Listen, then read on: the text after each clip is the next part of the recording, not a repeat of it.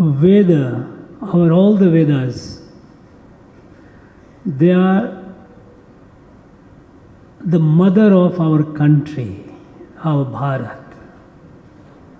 Bharat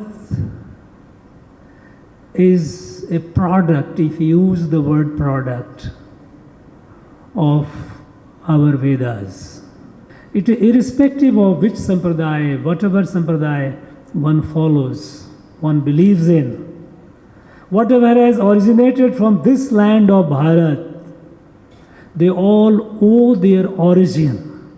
Where the Rishi is teaching, cows are grazing. It is the beginning of evolution of Bharat Varsha. This unique darshan, which does not exclude even those who do not believe in it. Because the moment I say that, look, you are not part of my family, I am denying myself. That is why even the Gnostics, those who, or others are also, we say, you are also part of it. You may not accept, but we accept. Because the moment I say you are not, I am no longer a Sanatani. This is the essence. All kinds of conflict. The solution is our Bharatiya Sanatan Adhyatma that believes Mamatma Sarvabhutatma, which believes Vasudhaiva Kutumbakam. This has to be there. Till 18th century, our country Bharat had the largest GDP in the world. Almost 1/3 of the total global GDP was of Bharat. My Bharat of my dream is the one whose muscles are made of iron, whose sinews are of a steel, but whose heart and mind are compassionate Vedantic. That is the Bharat which can save the world. Bharat is the only country where this wisdom was revealed in our Vedas, that we are all one. The Creator, the Supreme Creator, Parameshwara, called by any name, having created this whole creation, is present in every element of creation. This light has to spread. But for this light to spread, Bharat has to be strong. Bharat has to be capable. The whole world was affected and nobody knew the way out. At the time when the rich countries and advanced countries, when they developed their vaccines, they looked upon pandemic as an opportunity to make more money. They raised the prices of their vaccine. But it was Bharat that when our scientists made the vaccine, we shared the vaccines with over 150 countries in the world. Vasudhaiva Kutumbakam. It is sanskar of Bharat. This is the DNA of Bharat. This is Sanatan Sanskar. The world is looking upon Bharat today with expectation, with hope, to lead the way, to be the Purohita of the world.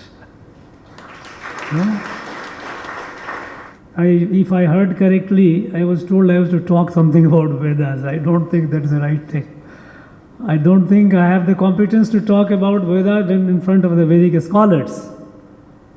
But yes, I am delighted to be present in a Sammelan, in an assembly of scholars and students who would be talking about our different Vedas, its various aspects.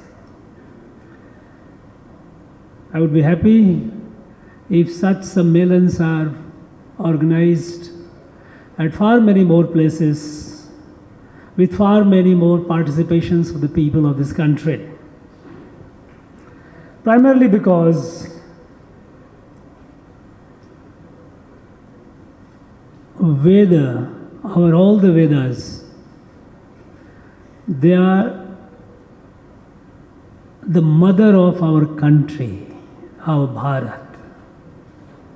Bharat is a product, if you use the word product, of our Vedas. We do not know when. People speculate, but no one can say with certainty. Thousands of years ago, this wisdom, eternal wisdom, was revealed. And since then, the rishis have been taking it forward. And this wisdom, this knowledge,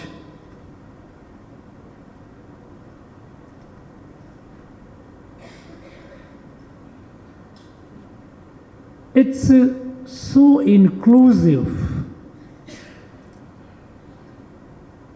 The fact that there is the Parameshwara created this creation and is present in the every element of creation, it makes the entire creation a family. The experience of this oneness is expressed differently by different scholars. And that is why we say, Eko Sada Vipra Baudha Vadanti. It, irrespective of which sampradaya, whatever sampradaya one follows, one believes in, whatever has originated from this land of Bharat, they all owe their origin to the Vedas. And that is the beginning of evolution of this country, this Rashtra.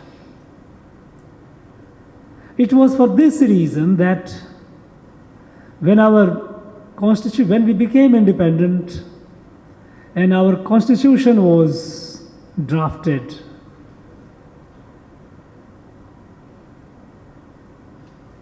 the first painting in the constitution in the original constitution is of a Vedic Gurukula, where the rishi is teaching, cows are grazing. It is the beginning of evolution of Bharat Varsha. The very darshan of it, I don't use the word philosophy because that is inadequate to express. Philosophy is a Western notion, the fundamental, the core of it is logic. But we know that our rishis have said, Naisa tarakena matiraparniya. You cannot get things for the truth by logic. Logic has its limitations. And so it is not philosophy, it is more than that. That is why we call it darshan, drishti. Not eyes external, but within too. So a darshan developed out of the knowledge in our Vedas that says that we are all members of a family. Not only people of this Bharatvarsha, but the whole world. But it begins from here. The light is spread. The light is spread from the oceans to the Himalayas. And that is why in our ancient text, Bharatvarsha's geographic expanse is also explained. Uttaram yat samudrasya himadrishya vadakshanam varsham tad bharatam nama bharati tatra santati. This Bharat is a product of this darshan. We speak different languages. Our cuisines are different. Our dresses are different. Climates are various, different. Yet, we know that these differences are apparent. These are outward differences. Because what they teach us, what our darshan tells us, avibhaktam vibhakteshu. It is indivisible, which looks divided among so many of you. If I should be able to, if I am the one who has experienced the truth, I should be able to see myself in each one of you. This unique darshan, which does not exclude even those who do not believe in it. Because the moment I say that, look, you are not part of my family, I am denying myself. That is why even the Gnostics, those who, or others are also, we say, you are also part of it. You may not accept, but we accept. Because the moment I say you are not, I am no longer a Sanatani. This is the essence. This knowledge suffered enormously over a long period of subjugation, colonization, several hundreds of years, and we started becoming inward looking. We were very careful or cautious in preserving what we had.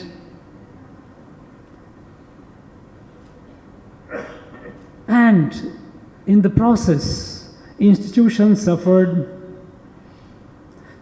scholars suffered, but still, thanks to our traditions of rishis over time and acharyas over time, that it continued. Today, when the world is facing so much of crisis, existential crisis,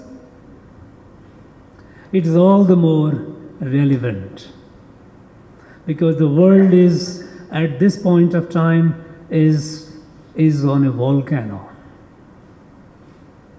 We know that there are many countries in the world who have weapons of mass destruction so much that each one of them can destroy the whole earth many times over. We know that our Mother Earth is heating up and bringing climate, the angry elements we are facing. The consequences, more is yet to come. We know the conflicts around the world. And conflicts are all based on somewhere that I and you. My interest, mine, it is mine, it is not yours. This division, either the conflict with the nature, with the Prakriti, anthropocentric view of life, that humans are at the center of creation, so the whole of environment is for me to enjoy, for the humans to enjoy, instead of believing that we are all part of it, integrally part of it. There has to be a harmonious balance. We are not the supreme creator, supreme element of the creation, but we are one among them. We cannot play havoc with the environment. But that philosophy, because that is what they had, that humans are at the center of creation, it created a conflict between humans and the nature, and we are facing the problems. All kinds of conflict. The solution is our Bharatiya Sanatana Adhyatma that believes Mamatma Sarvabhutatma, which believes Vasudhaiva Kutumbakam. This has to be there.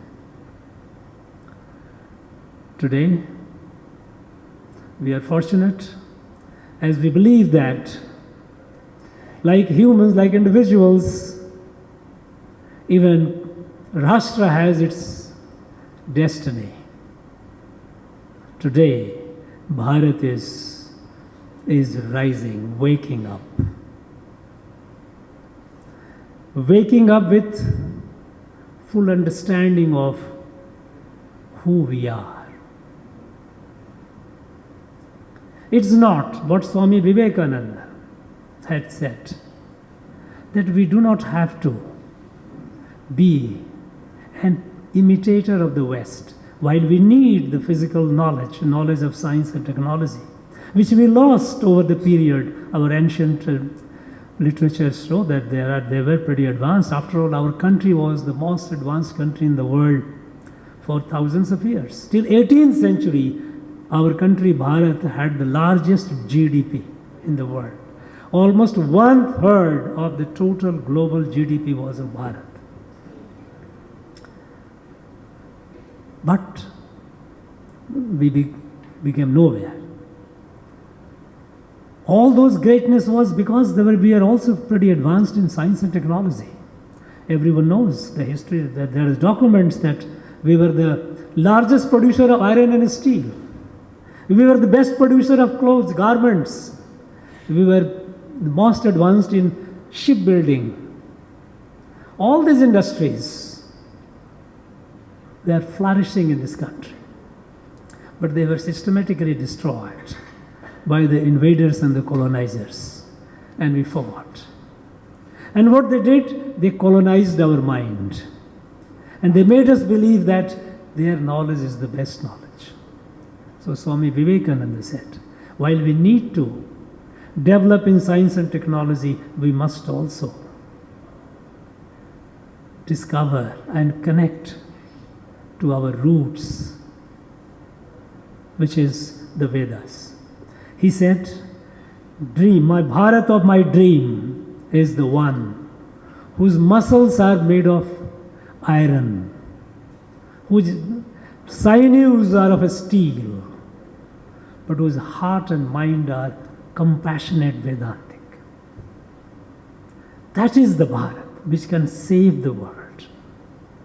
This is the Bharat which Rishi Aurobindo, again a great Rishi and great Vedic scholar, he said on the 15th of August 1947, when our country became independent, he wrote down his dreams, Rishi Aurobindo's dream. He said, the moments have come. The moments have come for Bharat to take this light to the rest of the world. Because, he said, in the entire universe, Earth is the only planet where we have evolutionary life evolving, Jad, Chetan, Jeev, Manushya, is evolutionary, and humans also are in the process of evolution, further evolution, which rishis reached when they started seeing oneness in all, that level of evolution, where all the differences drop, and when we start seeing the whole beauty of the whole creation as one and the same divine present in everyone, humans, animals, plants. That level, not everyone, those people, they achieve through effort. So, Earth is the only planet where you have evolutionary life in the entire universe. And on this planet, Bharat is the only country where this wisdom was revealed in our Vedas, that we are all one. The Creator, the Supreme Creator, Parameshwara, called by any name, having created this whole creation, is present in every element of creation. This light has to spread. But for this light to spread, Bharat has to be strong. Bharat has to be capable. Because we know, if you are weak, people don't listen, nobody listens to you. Balino, our Shukraniti says, Balino vasaga sarve durvalasya cha shatruva. If you are weak, you are surrounded by enemies. If you are strong, people have friends around to listen to you. So Bharat has to be strong to spread this light. And Bharat has just started spreading this light, you have seen. In the G20, the theme itself was Vasudhaiva Kutumbakam. This is taking the light of our Vedas to the rest of the world. And when we are saying so, not just empty slogan, but we are proving it. We are proving it in our lifestyle. We are proving it in the way we deal with our people. We have seen in the COVID pandemic, when the whole world was affected and nobody knew the way out. At the time when the rich countries and advanced countries, when they developed their vaccines, they looked upon pandemic as an opportunity to make more money. They raised the prices of their vaccine.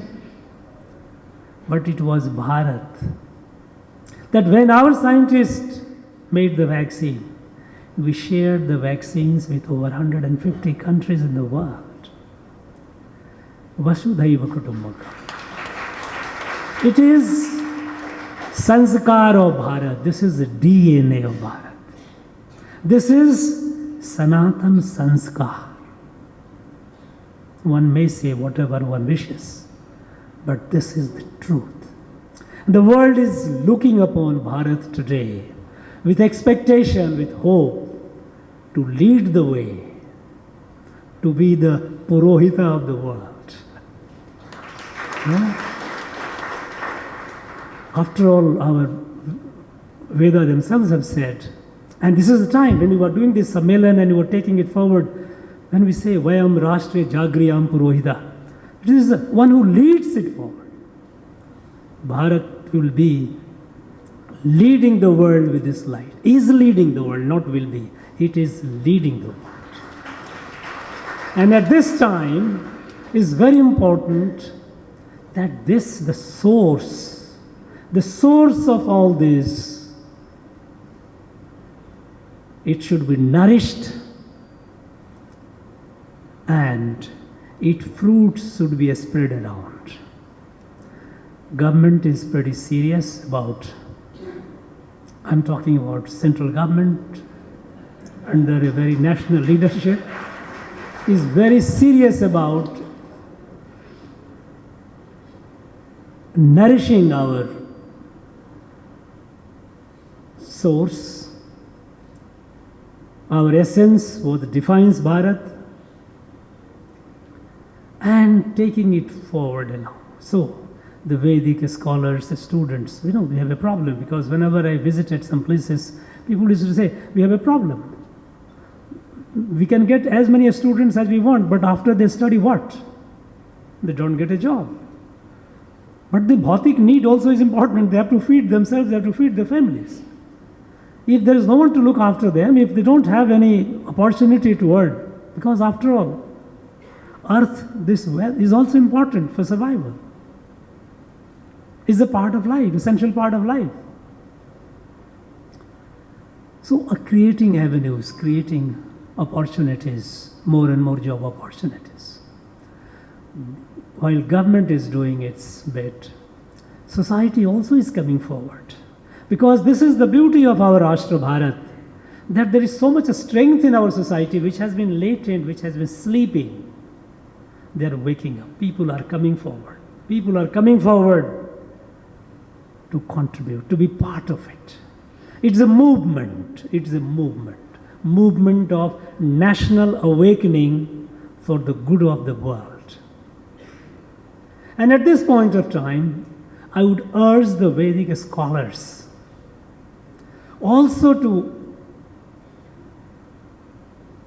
see and do what they can do to how to make this so deep and apparently complex knowledge to the larger people. It needs, every age has its own language. It understands its own language. You go to the child, Today, a 10-year child, the 8-year child, they are quick in digital language. Even I may be outdated, but they are. Now, to make things understandable, intelligible to our young generation, we have to now take this in a language comprehensible, intelligible to our people. While we must preserve the purity of it, it has to be. We must preserve its originality, no question of any dilution. But how to make it accessible to students, to the youth of today? And our rishis have done, after all, Veda doesn't, this is the beauty of this Vedas. That having given us this wisdom, subsequent numerous rishis have worked on it. They have worked on it, they have produced volumes and volumes, all these Brahmanas, Aranyakas, Upanishads. All these are essentially the creation of rishis, numerous rishis through it. Even our own rishi, they created to understand it, to make it comprehensible even to the scholars, created Vedanga. Some rishis created Shiksha, some created Kshanda, some created Nirukta, some created Vyakara. These are all creation of subsequent rishis. Some rishis have started looking at it and finding ways through different means, including Nada Brahma. Shaddarshan appeared out of this one. So it is essentially, it is a tradition of rich research. It is not stagnant. It is vibrant. Our culture has been, our intellectual tradition has been that of Shastrartha. When Adi Sankaracharya, when he moved to have a Shastra to validate his own understanding, Advaita, and he went from places to places meeting scholars, holding Shastrartha. Eventually he reached Mandan Mishra. We know this story. Again, Shastrartha debate, we are open to it.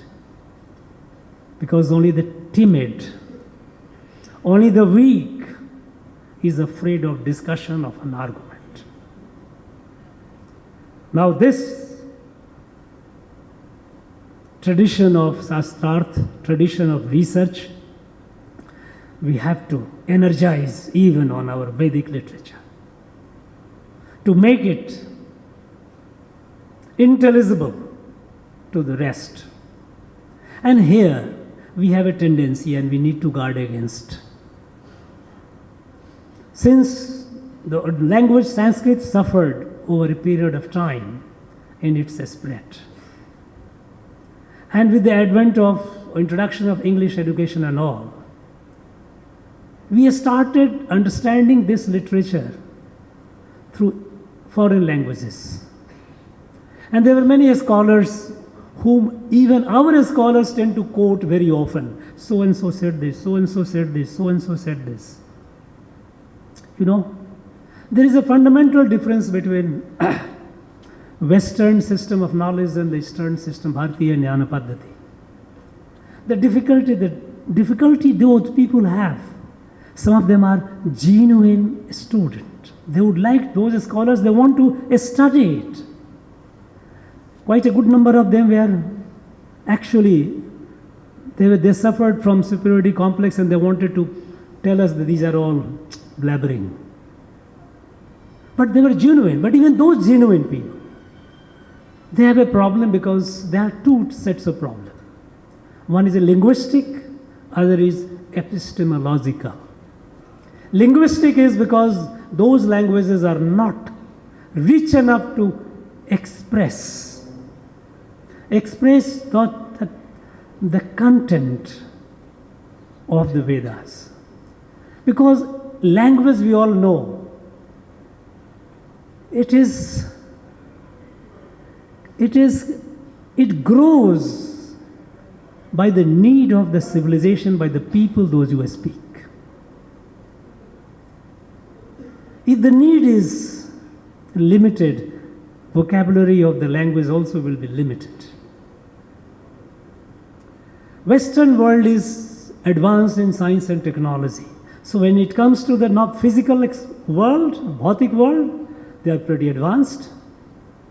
And we must admit it, they are advanced.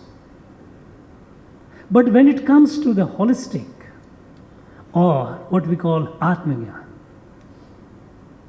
they are cipher. They have difficulty because those languages do not have the terms for it. They suffer from vocabulary. Obvious is, as I just mentioned, darshan and philosophy. The two are not the same. Dharma and religion are not the same, entirely different. How do we? So, one problem they have is of linguistic. They have a limited vocabulary, and that is how they understand. We can't blame them.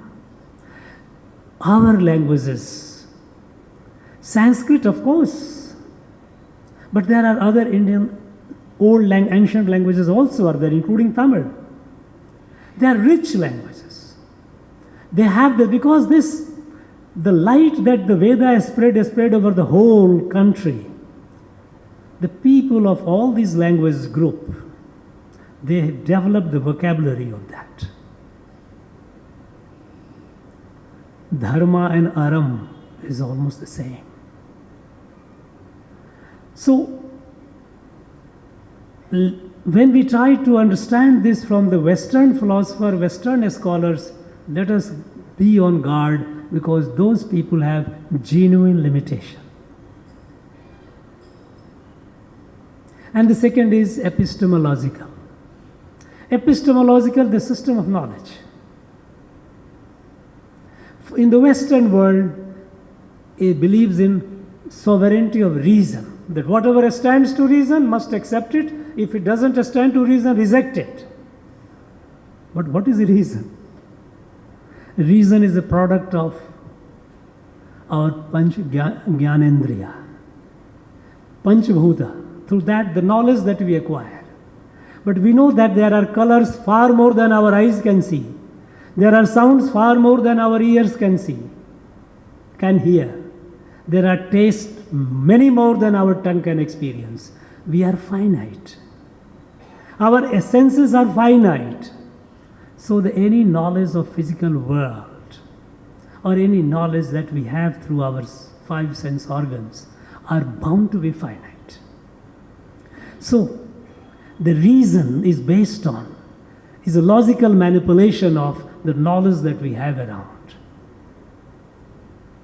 It is bound to be limited. Reason also is dynamic because something I didn't know in the morning, by now I get to know, I will change, my reason will change. There's nothing static about that, eternal about it. So the Western system of knowledge which believes in the sovereignty of reason, that everything must be reason, must stand true on reason, is not our system. We believe reason is important, is very important. But it's not sovereign, it is not all. This bhautik buddhi has to be synthesized with adhyatmik jnana, inner knowledge, which comes not through your logic. When we listen, when a beautiful music comes, when we listen a nice good note, we don't reason that, because of this I'm liking it. We like it because something happens to us. When we see a beautiful flower, we don't do our mind calculation that yes, this flower is beautiful because of chemistry of these chemicals in the leaves of it. It's called anubhuti.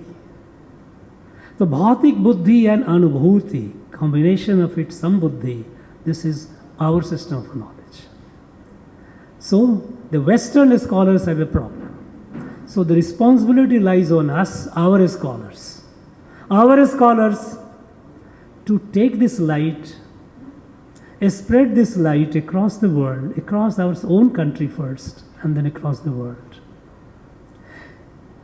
As far as possible, make it, because we have Bhagavad Gita. Bhagavad Gita is a very, very very, very deep Upanishad. But even for school children, we have something. They also pick up something of it. They may not get the essence of it, is okay. Because after all, we all have been learning, and every time we find something new in it. There is no end to it. It's the divine. So it has to be. It will be. So make it something of this so that it becomes easily comprehensible to our youth in a way that the age is, that the time is. This is a challenge that we have, and I'm sure our Acharya, our Vedic scholars will stand up to the challenge. I have no doubt about it.